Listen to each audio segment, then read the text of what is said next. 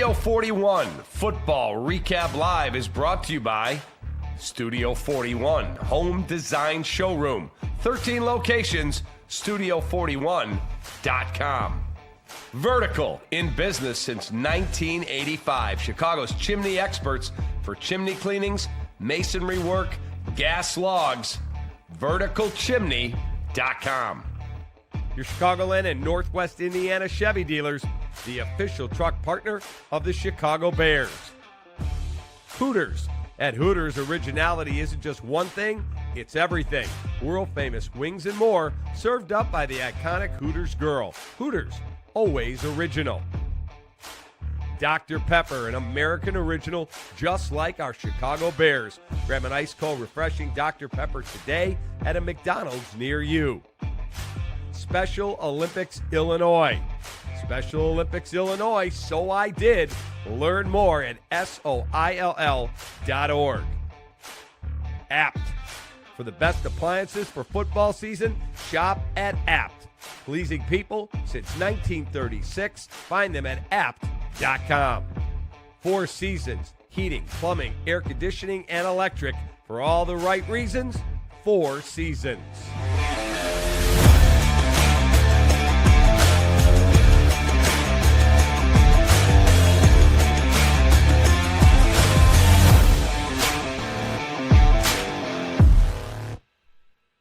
Hey, welcome into Studio 41 Football Recap Live with the two best analysts in Chicago football, Olin, Kreutz, and Tom Waddle. I'm David Kaplan. I've got to pay you guys some respect because 2 weeks ago I called Olin. I said, I'm mad at you. And he said, what are you mad at me for? I said, you predicted that the Lions would drub the Bears, and I did not know that. I actually had a little money on the Bears that day, and it did not go well for me. Tommy said the Bears would beat Dallas. I think you said they'd score 34 points. Yeah. And Olin said, I watched the tape. They can absolutely win this football game. You guys both nailed it in your analysis. Olin, when you watch this game, I know Dallas's defense stinks, but what did you think of Caleb Williams and the offensive line?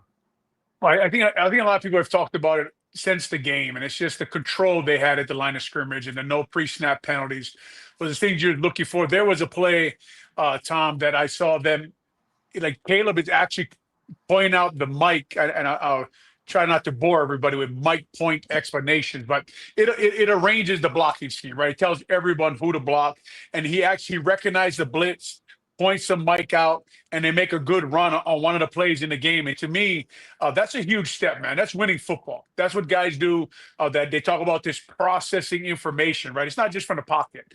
The good quarterbacks, they put everybody where they're supposed to be. He brought guys in motion when he needed an extra guy on the line of scrimmage. Tom, just really, really good stuff. I don't know how else to say it on that film this week from the Chicago Bears.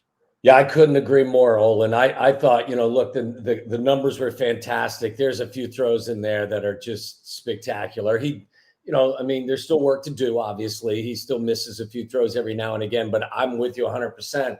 Beyond the statistics, what was most impressive to me was just the control that he had of the offense, like breaking the huddle with ample time to get to the line of scrimmage, knowing that you've got shifting that's going on and motion that's going on, and you're identifying.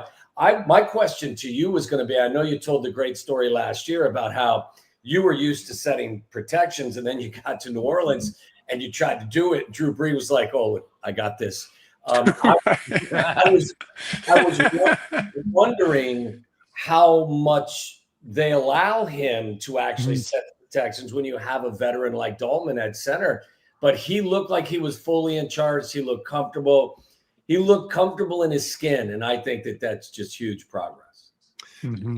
Olin, when you looked at the offensive line play, I know Braxton Jones has come under fire. I know that Darnell Wright, his hand was bothering him. He came out for a little bit. Theo Benedette went in. But if you take the collective, how would you grade the offensive line in the game against Dallas? And I know, obviously, Micah Parsons is about 190 miles north.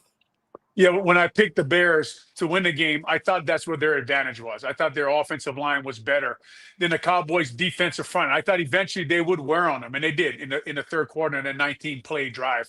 And I thought that their inside three would do a good job and handle those guys. And then the Bears did a really nice job always giving Braxton presence. By that I mean they always had somebody standing outside. And Zacchaeus, even they had the receivers.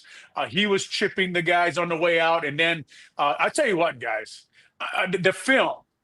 I don't know if Cole Kmet can do any more for this team. Yeah, That guy is the MVP of the offense right now. He is wham blocking, running out for catches. He's run blocking. He's going in motion. He's playing fullback. This guy is doing everything they ask him to do. I was really impressed pouring over that film. And he's part of the offensive line, Cap. And that's why I bring him up, because basically they're using him to do everything for the Chicago Bears. And I was really impressed just watching his film. The guy is really just whatever they ask him to do, he'll do. But the offensive line, I thought, took over. I mean, you saw that throw to Luther Burden at the end of the first half. I mean, Caleb, that's 7-on-7, man. Yeah. There's no one near him. And Braxton looks a little better, right? Like he was sitting these guys down. Now, these are not great pass rushers, but you only can play who shows up on Sunday, Cap. And I thought the offensive line, a lot of times we think about the run game. They're running the ball, they took over the game. I thought they took over the game pass blocking wise. Kept their quarterback clean, kept him comfortable. He got really comfortable in the game, and they just kept moving the ball. Tommy, the apt player of the game is Caleb Williams, as Olin has alluded how he played. 19 of 28, 298 yards and 4 touchdowns. He is the apt player of the game, and your promo code's REKAP25 to save $25. Let me ask you about Caleb Williams, because on that, Olin talked about what Cole Kmet did, what the offensive line did on that gadget play, the toss back flea flicker. I thought that's also our play of the game. We'll get to that in a second. But I thought that DeAndre Swift, he said he got hit as he was throwing the pitch back. But then he went and I don't know if you guys saw it on tape. I'm sure you did. He turned around and he tried to chip somebody, and it gave Caleb just enough time to get that flat-footed 65.2-yard throw off. Your take on the play of the game, Dr. Pepper play of the game, and Caleb, the player of the game. Well, I mean, look, the play itself is, it's part of Ben Johnson's big bag of fun, as Jeff Joniak described it. You're going to get some creativity. I thought it was obviously an outstanding throw to be able to throw the ball from that platform. And Luther Burden, I was saying this to people before, I think he's got superstar talent. I mean, you got to keep him engaged. You got to make sure that, he's following what you need him to do. But I really think he's got a very, very high ceiling as a wide receiver. To track that ball, it was one of the things that Tyler Scott never did really well. And it's one of the reasons why I told you that, Cap, from the very beginning. One of the things that you can highlight by watching guys early in camp, he'd never tracked the ball, especially on the deep ball. And that was what Tyler was there for, because he had such good speed. Luther Burden tracked that ball exceptionally well. He caught it from outside of his body. A lot of guys catching that ball between your body and the sideline, that ball will take you out of bounds. Luther Burden caught that ball away from his body, brought it in, got himself straightened up, went into the end zone for a touchdown. Like, I know it sounds silly or it sounds basic, but it is not as easy as it sounds. And I just think that there's so much skill there.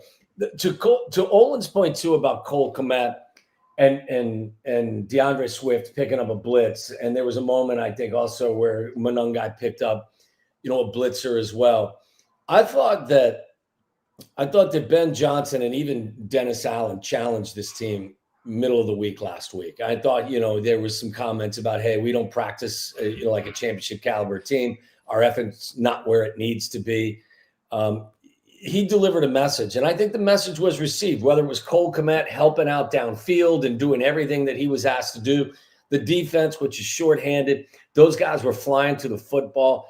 I just saw a level of intensity that I didn't see against the Lions, and I certainly didn't see against the Vikings. But yeah, I mean, the skill set that Caleb Williams has, to circle back to your question, it's ridiculous. It really is. And when he kind of starts to feel comfortable in the system and his feet are underneath him and he's comfortable with what's going on. It's, they're going to light up some scoreboards. It should. I'd like to read the comment that's on the screen from Jason McKee, fine broadcaster on ESPN 1000. Bears finally stopped talking about being physical and played physical. Words into action, brother. Oh, the GOAT. Bear down.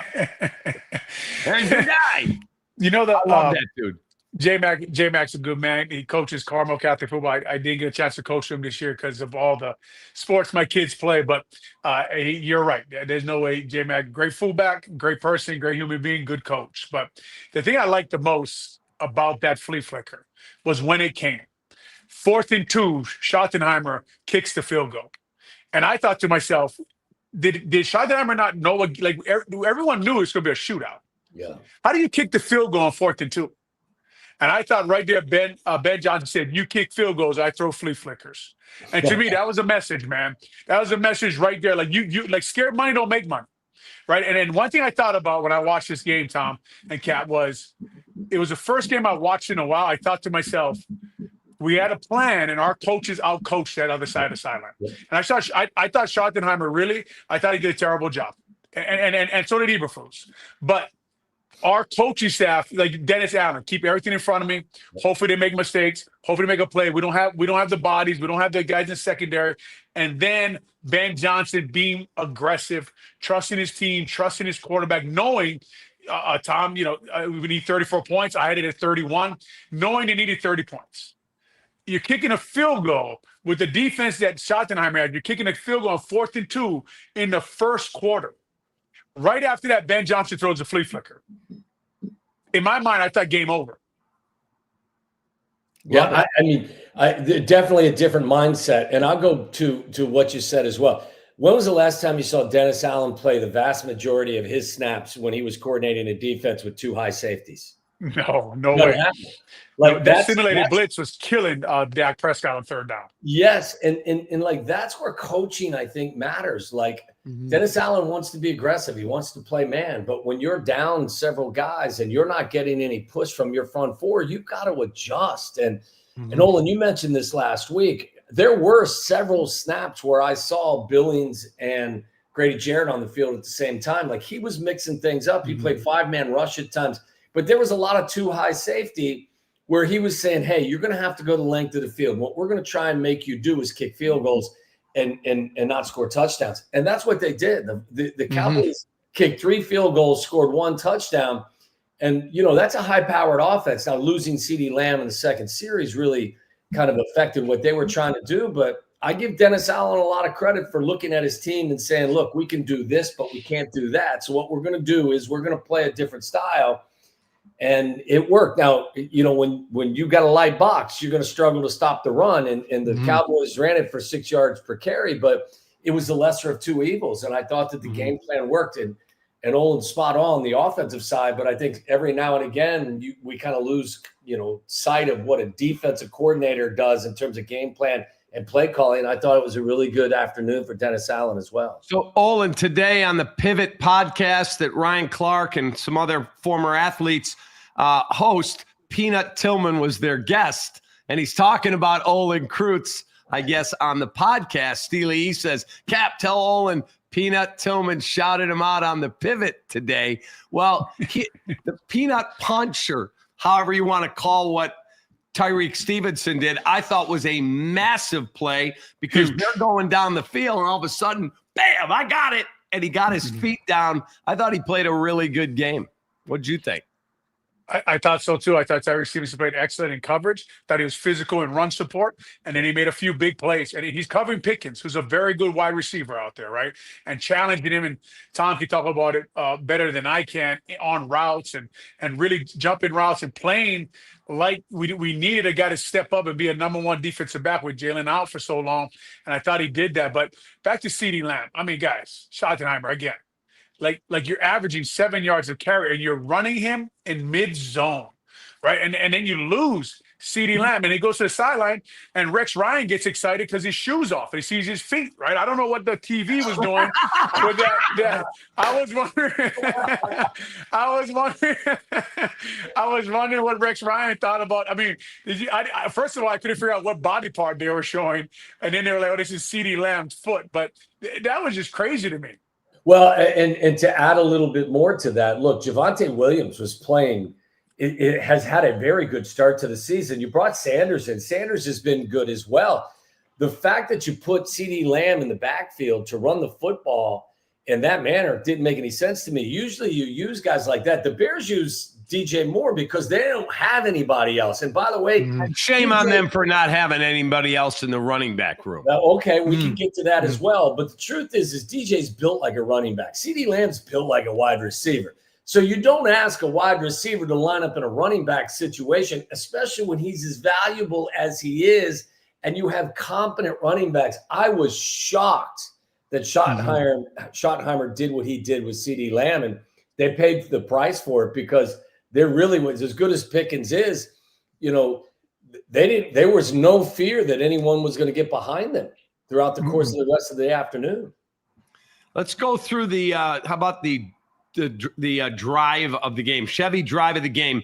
I've never seen anything like it. You guys may have played in a drive like this. I certainly haven't watched one with the Bears. The Chevy drive of the game, the official truck partner of the Chicago Bears, 19 plays, 76 yards, 9:54 off the clock in the third quarter, ends with a 4-yard toss from Caleb Williams to DJ Moore. What was your guys' takeaway?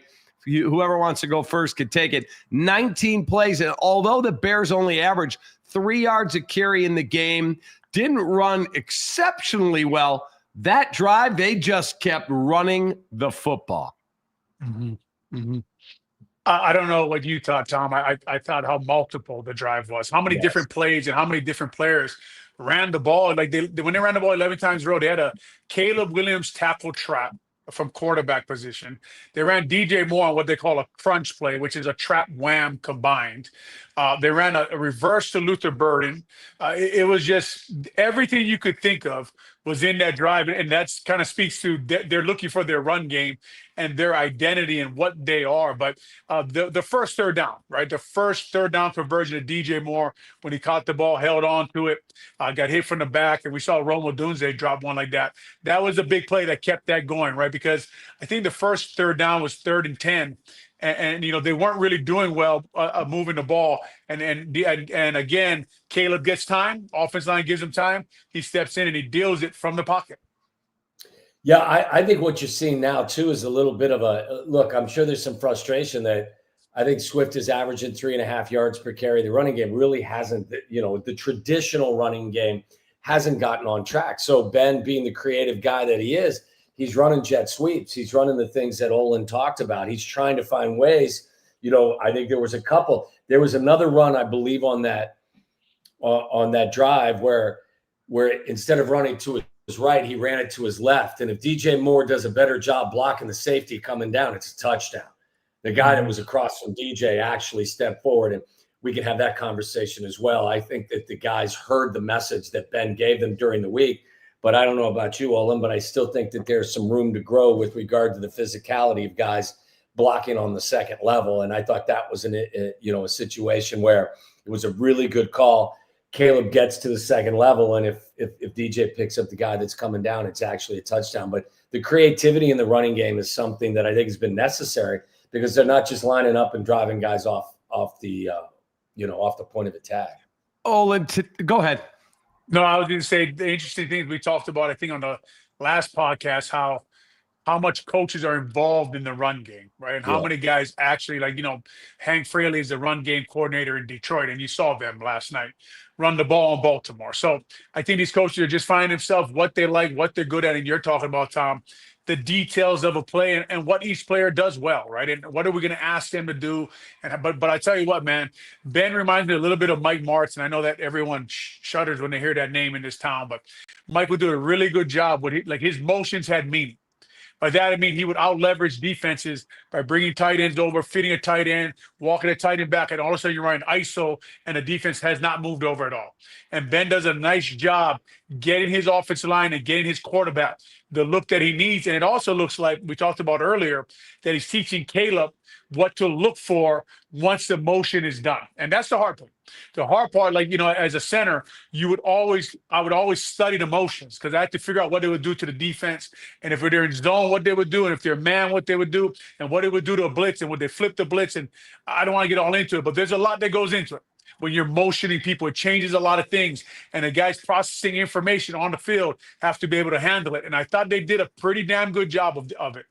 Yeah. In terms of watching the Bears run game, DeAndre Swift's okay. He's he's solid. He's not a bad player.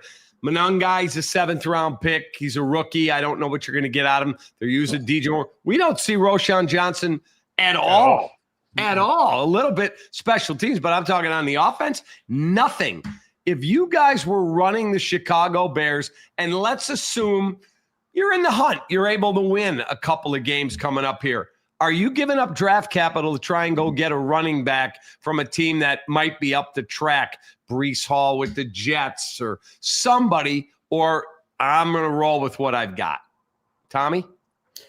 I'd be reluctant to give up any, significant draft currency for a running back at this point. And I get what you're saying. Look, I thought there was 2 plays that stood out to me with regard to DeAndre. There was one where he steps out of bounds instead of ducking his head. I think they were going, I don't know what it would be, the north end zone. It was early in the first half. And he has a tendency at times, and I think that's one of the things that pisses Ben off at times is like, you don't see David Montgomery in a Lions uniform ever stepping out of bounds. He's always going to plant his foot and go up. And there was another one, I believe, on it, whether it was a screen. I think it was a screen, and he cut the ball back inside. I don't know if you remember the play, Olin, where he was completely, his vision would have told you that he should have stayed outside. Instead, he cut it back inside, and then he was tackled by the only defensive player that was there. He's decent, but I don't want to tear the guy apart, but I don't think that he's a difference maker. But Cap, I don't know that what are you going to give up? Who are you going to go get? What are you going to give up? Well, I'm talking about like Joe Mixon's going to come back with the Texans. They also have Nick Chubb. They're 0-3. If they were to lose again, go to 0-4, you're thinking, okay, they're probably not going to the playoffs. Can I trade for one of those guys? The Jets, if they lose again, go to 0-4. Can I get Breece Hall from them? There's going to be a handful of guys out there. I'm not talking about giving up a first or a second, but if a 4th got me a marked upgrade at running back and my record is 2-2 at the bye, 3-2 if they were to pull off a win on Monday Night Football, then you got New Orleans coming in, I would consider it. I would ask Olin, you're only as good as your offensive line. And some backs make offensive lines better. But if you're struggling to create space and you trade whatever currency it is and you bring in a guy and it's marginally better, where are you at that point? Like, I would be willing to give up currency, but for a position like a pass rusher. I don't necessarily think that, that trading for a running back and then having to pay him would be, it wouldn't be at the top of my list, but, what do DeAndre Swift, like, it's interesting to me because what he's shown us is what he's shown on film through his whole career, right? When he was in Detroit and Philadelphia, at the time of the 2 best offensive lines in the NFL. And on Luther Burden's touchdown, I think Tom mentioned it, he stepped up, makes a great block on the linebacker. Stones him in the hole, protects Caleb, throws the ball. On a 41-yard, I think it was a 41-yard screen pass. He's awesome at that. And of course, I know it's like, man, if you would have just went there, you would have scored. But it's 41 yards. It's really what he's really good at. And I know the Dallas linebacker just completely dropped him in coverage, and there was really no one out there to cover him. But as far as trading for a running back, Cap, I would have to be in the 6th and 7th round area for a running back. In like, the Chicago Bears are not going to win the Super Bowl this year. Now, to your point, Ryan Poles, get the team. If we're in the hunt for the playoffs, first of all, us 3 are really happy. Right? We're really, I mean, that is a really good. I couldn't believe they haven't won for a year at Soldier Field. It felt like it when they won that football game. I was like, why am I so happy? Well, gosh, they haven't won in so damn long, and I don't have to tear them apart in post game shows and on this show. They can talk about good stuff. Yeah. So I know what you're saying, and you know, the thing about when you start getting a run game going a little bit, there's always one defender, right? There's always one guy. And like Tom said, there is a little bit too much running out of bounds, too much like it should be 2nd and 6, it's 2nd and 8. Just a little bit too much of that. We're not on schedule. And, you know, I know Bieniemy's probably on him in the room and we got to get going. And to your point, Cap, I mean, I don't know if anybody's asked him, but where the hell is Roshan Johnson? Yeah. Like what happened to him? And if he can suit up and play special teams, why can't we hand him the football? Yeah, and if you aren't planning on using him, why is he on the roster? And why didn't you go sign the kid that just signed with Dallas, who was, you know, I know he turned the ball over to Tyrique Stevenson, but he ran hard. Javonte Williams. There are guys at Nick Chubb. There were guys out of the J.K. Dobbins that were all out there. You could have had them. I don't know. This left tackle, right? Yeah. Left tackle problem. I couldn't answer those questions for you, Cap. And like they are hurting in the run game because of some, but some of it is, you know, 3rd and 1. Tooney and Braxton on that 19-play drive, they have a miscommunication. D tackle comes free. Swift makes a miss. Turns his head upfield and gets a first down. He's an interesting running back to watch for me, Tom, because sometimes, like you're saying, he's run out of bounds, and I'm saying every bad word at my TV. Like you got to turn that up. And then on 3rd and 1, he'll make a guy miss, put his head down, and he is not a small running back. Like when he puts his head down and drives his legs. I mean, I think what was it? The first game of the year against Minnesota, he drove the pile like 5 yards. When he decides to go, I mean, the guy can go. Yeah, I mean, listen, that's why I said, like, Cap, I don't know. I'm not suggesting he's an upper echelon back, but what kind of currency are you going to give up to bring in a back that you think is marginally different? You know, he does some nice things. He doesn't do them consistently. But I've seen them waste too many draft picks. I'm not going to go in that route for somebody that, you know, that I don't think makes you significantly better. Again, I would be willing, you know how I was pounding the drum all offseason for Trey Hendrickson. I think that you bring in difference makers. If you're going to give up draft currency, you're going to bring in difference makers. I just don't know that you do that for a running back at this point. Yeah, I don't. Yeah, what about Britton Brown? We know anything about Britton Brown? He looked good in the preseason. Remember, he ran the ball really hard. Yeah, I mean, just, you know, try a young guy off your practice squad before you give up, you know, draft picks for a team that, you know, first round of playoffs, maybe. I'll tell you the other one that bothers me. And Olin, you and I have talked about this for sure. When you draft Ozzie Trapillo, and I know he's from Boston College, Tommy, and they like him as a potential right tackle. Well, if he ends up becoming your right tackle, it means that the 10th pick, Darnell Wright, was a busted pick. He's a good player. If you're replacing him with this guy, well, then what'd you do with the 10th pick that you took in the first round 3 years ago? The kid who is in your backyard in the Big Ten was the offensive lineman of the year. Ariante Ursary is starting for the Houston Texans. He's a left tackle. They brought Ozzie Trapillo in and went, well, we'll let him compete for left. Oh, wait a minute. He can't play left tackle. He's a right tackle. That one bothers me too. By the way, Cap, before he beats out Darnell Wright, he's got to start with Theo Benedict. You know, he's got to beat him out No first. question. He's got to work his way up the depth chart. But, you know, he's second round pick. Tom, he's a young guy. I just, you know, it was interesting to me when they just said no. That's like they practice must have not been really good at all. I didn't get to see him in practice. Yeah, the he preseason, looked uncomfortable, and he looked really uncomfortable on the left side. Well, he did on his film, right? Even his film in the draft was like, well, that guy's never going to play left tackle, right? I mean, most people said that coming out of Boston College, but it's you know, it's just like he's young.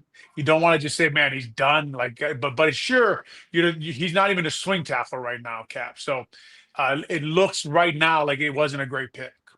By the way, let me remind you that 2 years ago, they used a 4th-round pick on a punter instead of, you want to talk running backs, the kid that's running Bucky Irving down in Tampa. Yeah. So, like, I mean, you picked a punter with a 4th-round pick instead of drafting a running back in the 4th round that went out and had, 1,200 rushing yards last year. So, I don't know. Well, I don't know what I would say to if I was in a room and Ryan posted we're going to take this punter. Like, I don't know. I mean, I probably wouldn't go over very well when I was. How about starting with the word no?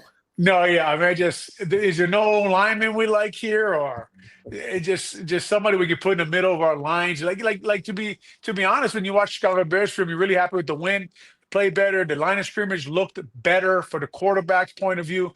Yeah. They're just not a very physical football team, the Chicago Bears. And it's what you worry about with them moving forward to play. You know, the Raiders are probably watching the film and saying, man, we're going to be stubborn with the run. Unlike Schottenheimer, right? We're just going to – and the Raiders don't run the ball great, but we will make these guys stop the run.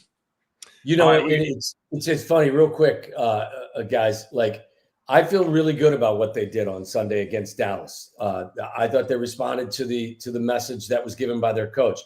If they go to Vegas and lay an egg, then all of the good feelings that we just talked about that came from Sunday's win against the Cowboys, they go out the window. So, like, I hope this team is mature enough to enjoy the win from Sunday, but also know they got to get back to work and go to – and that Raiders team is not the best team in the world. They've got an excellent coach. They play better at home than they do on the road, and I expect their coach to have them a little bit more – ready to play than they were against the Commanders. So, look, I think it's a game the Bears should win, but I don't think this team is good enough and is sound enough at this point where you just throw your hat on the field and you expect them to beat anybody. Hey, one last thing before we take our break, the vertical catch of the game. Vertical in business since 1985. Chicago's chimney experts for chimney cleanings, masonry work, gas logs. They came in and fixed our fireplace when we had a major issue. They are the best in the business. Verticalchimney.com. It is the vertical catch of the game. 35-yard TD to get the scoring started to Odunze, his 4th of the season. He leads the National Football League in touchdowns by receivers, and that got the scoring started. He should have had Caleb's number 5 touchdown. He dropped it in the front of the end zone. Your guys' thoughts on Rome, who I love a lot. He's had a couple drops he's got to clean up, I believe. Brought to you by Vertical. Tommy? Yeah, I'm with you, Cap. I love the kid. I love the person. He's a good young man. He's a hard worker. He's got so much talent. He's 6'3" and 215 pounds. I think he has number 1 wide receiver potential. I would tell him to go sit down and watch film of Amon-Ra St. Brown. Different body types. But that young man in Detroit plays every snap like it's his last. He loves the game. There are no occasional drops. And when you get to the running game, he is out there trying to help whoever's got the ball in their hands get into the end zone. Before you become a true number 1, you got to get rid of the occasional drops. You've got to make the spectacular catch more frequently. And you got to be someone that is more willing to be a difference maker in the running game as well. So I love what he's doing. He's on the right plane. The trajectory is what it is. But like I said, there's some things that need to be cleaned up before he joins that kind of elite class. All right, we'll take a quick and Cap, Rome, I mean, I did want to comment real fast that you love the man until they drop the pass in the end zone, and then you don't love the man no more. You know what I mean? I want to ask you about the offensive line, Olin, because you guys have both watched the tape. We'll get to that. Quick timeout. It is Studio 41. Football Recap Live with Tommy Waddle and Olin Kreutz. Be right back. Our family had been talking about redoing the kitchen for a long time. Studio 41 had all the pieces I wanted. With Studio 41, we found their prices competitive. They helped us stay on a budget. They spent a lot of time with me in the studio, and I got to touch and feel things. Our big fear was if you go online, who's standing behind the product? Studio 41 had the best selection, and they took her ideas and brought it to life. It was everything I dreamed it could be. Visit studio41.com to find a showroom near you. Hey everybody, Lauren Screeden back here for a second week of recap recipes. We're out here again at Jewel Osco. We are making street corn dip, and it is ridiculously good and easy. Love it. Let's go. All right. We need green onions. Here we go. And I like to go with the organic kind. Oh, a healthy king. Okay. A healthy guy. That's perfect on top of our street corn dip. Okay? Fresh cut whole kernel corn right here. There's our hatch diced green chili. And then some jalapenos, right? Yep. I know Love my it. jewel. You work here. We need scoops. Of course we do. Here. Who doesn't want a bag of Tostitos scoops? Pay attention, Caleb. We need sour cream. Let's go. Okay. Full fat. I Full like fat it. sour cream. Can't forget the cheese. All right, this one is easy. It's quick. Let's go cook. Let's do it.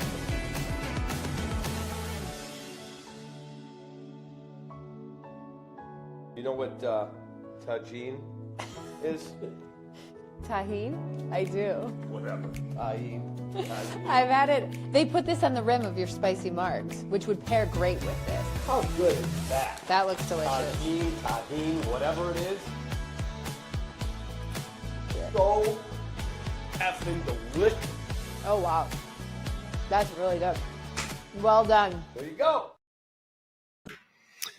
All right, here's our Hooters winging it. Caleb Williams performance, originalhooters.com. 19 of 28, 298 yards. Those of us that bet him for 300, we were not happy. 4 touchdowns, 0 picks, 5 carries for 12 yards. Did not run it as much as he did in week 1, but it did lead the Bears to a victory. That is our Hooters winging it. Caleb Williams numbers. All right, Olin, I want to talk to you about the offensive line.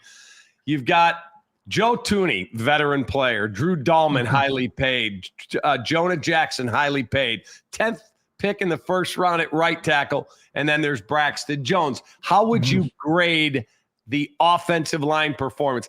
I know that it's no Micah Parsons. I know there's no Rashawn Gary or Myles Garrett, but I thought they played the best I've seen that offensive line play in a while.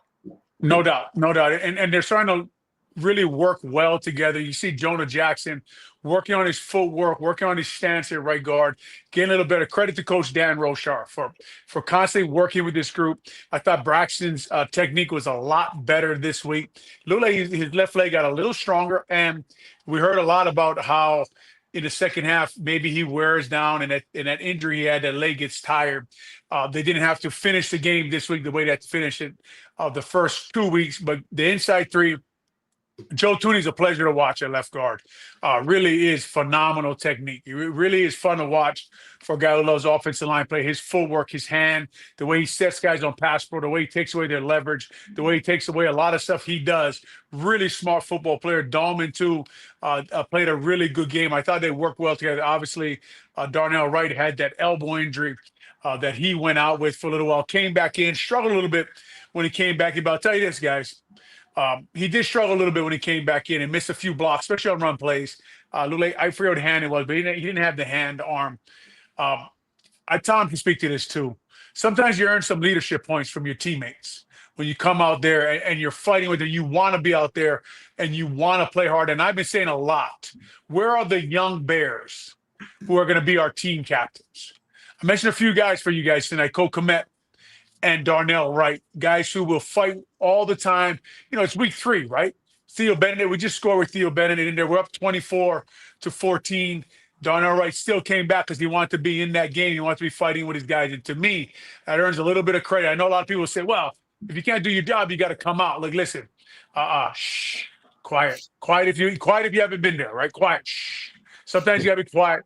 I think they played a good game, Cap. I think I gave them an A for their performance because they kept their quarterback clean, no sacks, ran the ball just enough to dominate the football game. I don't pass judgment on offensive linemen. I defer to you. Oh, no, you do. You talk a lot, Cap. Yeah, he passes judgment on everybody. Everybody, man. Even me. As soon as Cap's the kind of guy who says, don't worry about it. I only talk about you behind your back. You know what? I will say to Olin's point, like I think that's all part of the message that Ben talked about middle in the week. You know, like we're not practicing as hard as, we need to. It's not a championship caliber practice group. We're not giving the effort. Like, would that have pissed you guys off, or would you have said to the media like Grady Jarrett did, if the man says that we need to play better or practice harder, then that's what the man wants? Well, wait a second. Why would I be pissed off? Put on the film of the Detroit game. The Detroit played at a 15 decibel level, and the Bears team played at not even half of that. So, like, he's just speaking the truth. If you don't want to be part of the equation, look, you may not be as talented as everyone else. If you bust your ass, you got a chance. If you don't bust your ass, you got no chance. So I think they learned a lesson. I think that they understood that there is a certain level of expectation with this coaching staff. Like, I'll say this, and maybe Olin feels differently. You can only play that card a certain number of times, because if you play that card too frequently and you are not holding people accountable, then it just becomes a baseless and a veiled threat. But I don't think that's the case right now. I think, based on what Olin said, you see Darnell Wright coming back into that game. You see the defense swarm into the football, even though they're not the most talented crew, and they've got some injuries. You saw a different level, I thought, of intensity. Is it where it needs to be 100%? Maybe not. But it was much better than it was against the Lions. And if you're going to be offended by a coach telling you and everybody that you need to work harder, shame on you, because you're not working hard enough. I'll say this, Cap. No matter what the coaches I had, whether it was Dave Wanstead or Dick Geron or Lovie Smith or Sean Payton, whenever they said something in the room, I don't know why, I always felt like they were talking about me. Oh, it used to piss me off, And I'd walk out, and some of my coaches would say, like, Olin, I don't think he's talking about you. I'd be like, that. But that is motivating, right? Like you should get. Sometimes the truth does hurt, right? Sometimes you can get pissed off. I heard somebody say on the radio today that Montez Sweat was saying that it's hard to hear from the media and the players is not making plays. Listen, man. I mean, it does piss you off. I remember I told a story the other day about I think it was my second year. I tore both MCLs and I was out, and I came back and they let Casey Wigman sign with the Kansas City Chiefs. And Tom Thayer, and I've told Tom this before, Tom Thayer said they shouldn't have done that because Olin Kreutz is injury prone, right? And you can't count on him. And you know what? He was right. He was right at the time. But that did piss me off, right? It did piss me off that he said it. But it is a good point. And it's just, I remember David Hall writing about me that the Bears, I'm getting older and the Bears should get rid of me. That pisses me off, man. I mean, listen, but it was true. I'm not trying to film on myself and be like, gosh, who's that slow center out there? They got to replace that guy, right? But it's just sometimes you do have to say things through, especially with this generation who's always on social media, ask Brisker, who's always on, Instagram, Twitter, who's always reading stuff. Sometimes that is the way to communicate with them and get them motivated to play ball. Olin, do you remember, Tommy, I don't know if you know this, but I had to make 2 long putts for Olin, and I said, what's in it for me if I make the second one? And he said, you get to live. You get Olin Kreutz I get to live, exactly.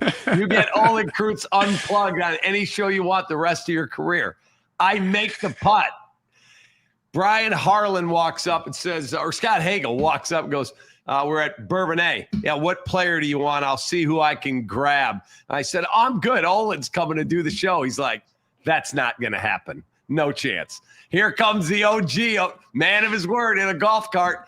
And Scott Hagel's just looking at me, shaking his head.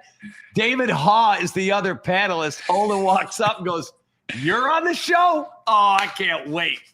It was one of the most enjoyable television experiences I ever had, man. That was unbelievable. That was in a gazebo all back, wasn't it? Yeah, in the gazebo. Yeah. And he had written that you had a bad neck, and you went, it wasn't my neck, remember? No, he wrote I had a bad back. And I wasn't my I had a bad lot of things them days, but the back wasn't one of them. No, it just looked like that when I played. Oh, wow. The funny thing is, guys, is like the media hasn't said anything. The coaches were the ones that came out and said it last week. Right. So, players are prone to point at the media. But listen, I'm just taking the lead of the head coach. The head coach said, A, our practice habits are not championship caliber, and B, our effort's not where it needs to be. So, Go ahead, Tom. Sorry. Well, I was just going to say, like, it ain't us that's stirring up the trouble. Your coach defined who you guys are. And by the way, and I think Tom will agree with this, is it's easy to do it for 1 week. It's easy to practice and study film and pay attention and focus for 1 week. But when you start dropping 8, 9, 10, 11 weeks in a row, that's when your real leaders got to come out. And I think what Coach Johnson is saying to them is, like, guys, you need to hold this standard, man, because in the NFL, once the standard slips, it's gone, right? And you got to watch out. You got to watch when you're not studying film. And here's the thing about coaching staffs. They talk about captains for the players in the locker room, Tom, leading and stuff. You need captains on your coaching staff too, man. You need guys who are helping Ben hold the line, hold the standard. No, repeat that. That wasn't good enough. Like, that was not good enough what you're doing right there. So that really is the trick in the NFL to continue to win football games. So today, Kevin Byard taped his show Intercepted that lives here on our Recap Network. And Ryan and Katie were up there filming it, and his guest was Tyson Bagent. And they talked a lot about Ben Johnson and this and that and the other thing. And then as he was ending, Kevin Byard literally looked in the camera and he said, I got a message for all of the fans, my teammates, and the media. You guys treat this game like we won the Super Bowl. We're 1-2. We've done absolutely nothing. It was a great first step, and that's all it was. Yeah, he should say that, but just if he doesn't mind, after 1 year, I'm going to enjoy it like it's the Super Bowl. But Cap, in 2001, we didn't know how to win football games around here. If you look at our record from '98 to that year, and we're buying a guy named Ted Washington. In my opinion, the best nose guard ever to play in the NFL, should be in the Hall of Fame. Big Ted was in Buffalo. They did a lot of winning in Buffalo those days with Marv Levy and that group they had out there. And we beat, I think, Minnesota in the second week of the season. And we were in that locker room, Cap, and you would have thought we won the Super Bowl, the young guys that had been around that team. And he screamed at us. He said, guys, act like you knew you were going to win this game. Act like you knew you were going to win this game. Stop acting like you won the Super Bowl. And I sat in my locker and I thought, well, Ted's a big man, so I'll wait till I get home till I celebrate winning like I won the Super Bowl. But what I'm saying is, same message from a guy who's been on winning football teams before, right?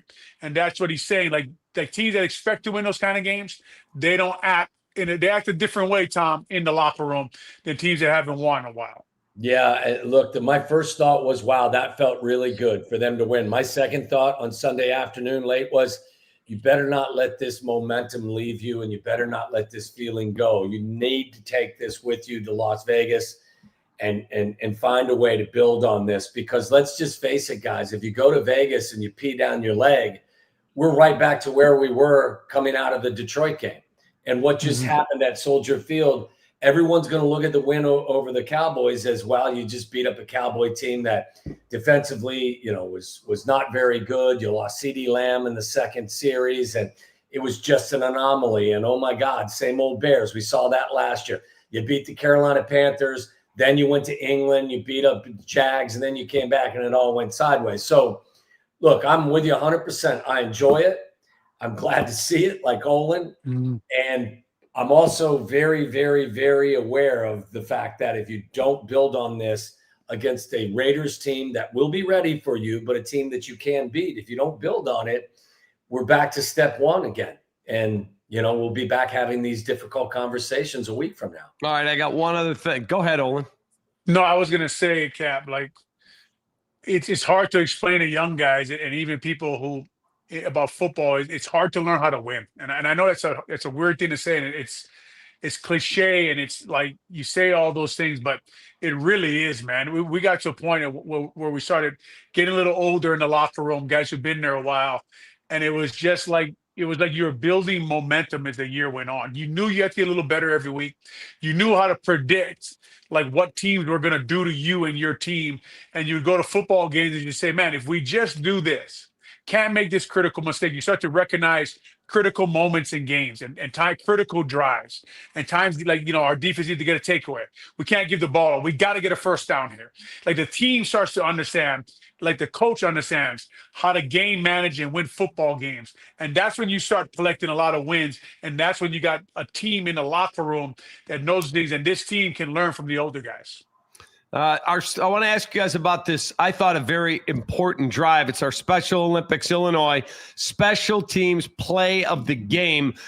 Devin Duvernay, a 19-yard punt return. The Bears then took that field position, led to a 7-play, 71-yard drive and a Cole Kmet touchdown before the half.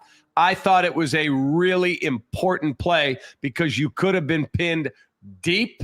You could have turned it over. I thought it was super, super important. That is our Special Olympics Illinois special teams play of the game. And we're going to have some of the Special Olympics athletes here in our studio on Monday. I can't wait to have these young men and women come in who really aspire to work somewhere in the sports world. When voices tell us you can't or you won't, we simply say I did. Special Olympics Illinois. So I did. Learn more at SOILL.org. Your guys' thoughts on that drive right before the half, because all of a sudden now you got a double-digit lead. Everybody relaxes. I think it's the third week in a row they've been able to do something like that. Obviously last week against Detroit, they exhaled and they allowed the Lions to score. And then the week before that, I believe it was a 2-play, 30 or 40-yard drive that ended up in a field goal. Listen, they've done a really nice job leading into halftime, going into those situations with momentum. And I would just say, as an addition to that, the Raiders are not very good covering kicks. So keep an eye on that as something that this weekend could be a key determining factor to the outcome of this game. I think they gave up 245 return yards to the Commanders and a touchdown. So listen, when you are struggling in certain areas of the field, it's a 3-phase game. I would just say keep an eye on that. And it's something that the Bears could definitely benefit from. OG? Yeah, and Cap, to your point, it was 17-14 at that time, right? And the Cowboys were getting the second half kickoff. And I was worried just watching the game. I thought, man, we played so good, but we're only up by 3 points here, even with CeeDee Lamb out of the game. So huge drive. Tom can talk about it better than me, but I thought the scheme of sitting DJ Moore shallow in the zone and hitting and layering the ball to Burden over the top was a beautiful play call, man. And man, that's what I'm talking about. When you watch the game and you see the plan, and even just through film, and like you guys know, I always talk about, I don't really care what anybody says. I just let the film talk to me, and whatever the film's saying, our coaches did a great job in that game. And I can't say that too many times the last 2 or 3 years around here. So I thought that we came in with a plan, we executed it. They're realizing when it's critical, and they seem, Tom, to have plays for those moments. Yeah. Like plays that they plan, and they're guessing what defense they're going to be in, which is not a hard guess for the Flues dog, but probably got his haircut before the game. But it's not a tough one. But he's just really, really good drive, Cap, like you're saying. And then I don't know, the Cowboys called the don't cover the tight end zone for the last play. So we'll take the touchdown. It's Tommy, I was on a golf course yesterday, and Eberflus lives on the course. And I was texting with Olin, and I said, I think I'm going to go by his house as I'm going up the fairway and go, hey, Coach, thanks for that defense. But I decided to take the high road. The jerk in you decided to take the day off, right? To Olin's point, that play was one of the most impressive plays. The one you're talking about, they basically run a double cross, and what they're looking for DJ to do is to basically draw the attention of two guys, and it's DJ Moore, and the guy coming behind him is Luther Burden, who's a rookie. So what the Cowboys did was they paid attention, like Olin said, they paid attention to DJ, and both guys kind of converged on him. And Caleb made a great route, great decision, a great read, and a great throw. And if you look at that route as well, Luther Burden can screw that whole thing up if he keeps going 1,000 miles an hour. But he throttles it down a little bit, and the hole is where it is. It's just one of those things. If you're a football nerd, you watch that play, and you understand what Olin just described to you about DJ being like, you bait that hook. You bait the hook knowing that the fish is going to go for that, and they went for it. And then the guy that you were actually looking to throw the ball to ultimately was wide open, and it was a beautiful throw by Caleb as well. That to me was kind of the combination of Ben Johnson's offensive schematic brilliance, if you want to, get over the top, and a group of really talented weapons. And when you put it all into the mix, sometimes it looks really cool like that. Yeah, man. All right, keys to the game from Olin, and Tommy and I'll give our predictions. OG, keys to a victory at Allegiant Stadium in Vegas, where Tommy Waddle and I will be there. Yeah. Yeah, I think all week, guys, we heard last week, I concentrated on the details and, the focus in practice. This defensive line has to get their pads down, guys, man. You can't live the way they lived last week, giving up those run plays. And we all know they got Gentry at running back in the Raiders, and they haven't been killing everybody up front. But if you let a team run the ball like that, and I think Pete Carroll, and gosh, I wish I was his son because I'd be on the staff in Vegas. But Pete Carroll, like he listen, Wow. He'll be stubborn with the run, right? He would be stubborn with the run, and I'll say again, I think the Bears should. We all know Javon Dexter's numbers getting to the quarterback, and he does a great job. His hand fighting is great right now. To chop, rip, and he's really violent. His run, I would move him to 3 technique behind Grady Jarrett, or start him there, and I'd move Billings to start, and I'd move Jonathan Ford up off practice squad, and I'll keep saying it till they do it, because I really believe that is better for them, for the Chicago Bears, to stop the run right now. I would say this, Cap, key number one for the offense, know exactly where Max Crosby is at every single moment that he's on the field, because he's an elite pass rusher. He's light, but he's fast. You better have an idea where he's at and what he's going to do. I think at some point you got to get your running game going as well. However, by hook or by crook, you got to get your running game going. So I would still focus on that. I thought the Commanders ran it for better than 200 yards. I think their style of offense probably is a little bit more of an issue for the Raiders than what we present, but you still should be able to run the ball. And Geno is a very competent veteran quarterback. You can't let him be comfortable. You have to heat him up somehow, some way. You got to get him off his spot. He's been sacked 12 times. He was sacked 5 times last week by the Commanders. Their offensive line, I'm not an offensive line guru. I don't think they're very good. They don't protect well. They don't create space in the running game.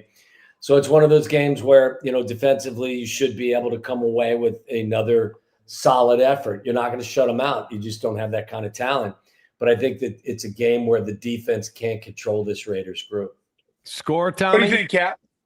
I think the Bears actually are able to put some points up against the Raiders. I'm not calling them substandard, but they're not one of the upper echelon teams in the NFL. If you take care of the football, I think you should win this game like 27-13, something like that, 27-17. I have the Bears getting to 2-2. Yeah, I would say I was thinking 27-20, something like that. I believe in this offense. I don't think the Raiders are a great defense. I think you can hang a decent number on them. But look, the Bears still have their issues. So I'm not going to sit here and tell you this is a guaranteed win. There are no guaranteed wins with a team that's in this stage of the process they're undergoing. So game they should win, in my opinion. You need to get to 2-2. You cannot come home from Vegas 1-3 and go into that bye feeling like shit about yourself. You just can't. OG, I know you're not going to give a pick, but just a memo from your dear friend here. Please, if you are going to go on the radio and say it's a blowout, just shoot me a text because I'll be in the sports book. Chris Beatty, last year's wide receiver coach for the Bears, the Raiders wide receiver coach, and Chip Kelly's up there, and I think it's going to be an interesting game, man. I like you guys know, I got to watch a little more Raiders film before I decide what I think is going to happen in the game. But I think it's going to be a close game, and like you guys are talking about, the Bears cannot go back to making those mental mistakes, having all those penalties, turn the ball over, and expect to win. In Las Vegas, they're just not that good of a team yet. Yeah. Guys, have a wonderful, wonderful evening. Great rest of the week. Love doing this with you, and I will see you next Tuesday. Bear down. Cap, go Louis Vuitton. I like the white bag. It's pretty cool. No, go Louis Vuitton, man. Yeah. You get Studio 41 Football Recap Live is brought to you by Studio 41 Home Design Showroom. 13 locations, studio41.com.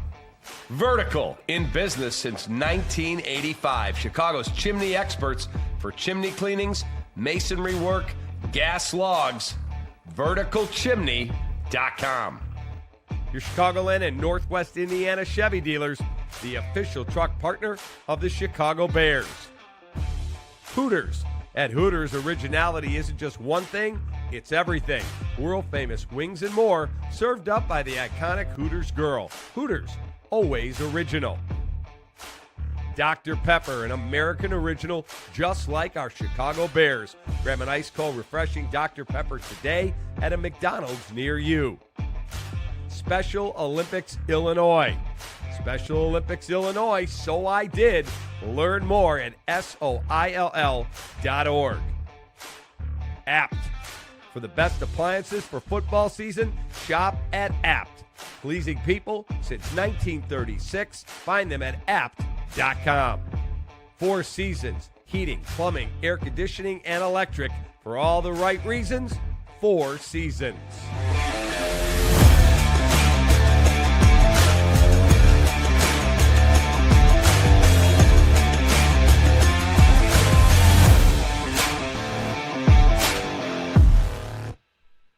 Our family had been talking about redoing the kitchen for a long time. Studio 41 had all the pieces I wanted. With Studio 41, we found their prices competitive. They helped us stay on budget. They spent a lot of time with me in the studio, and I got to touch and feel things. Our big fear was if you go online, who's standing behind the product? Studio 41 had the best selection, and they took her ideas and brought it to life. It was everything I dreamed it could be. Visit studio41.com to find a showroom near you. Okay, we're just here for dishwashers. Just a dishwasher.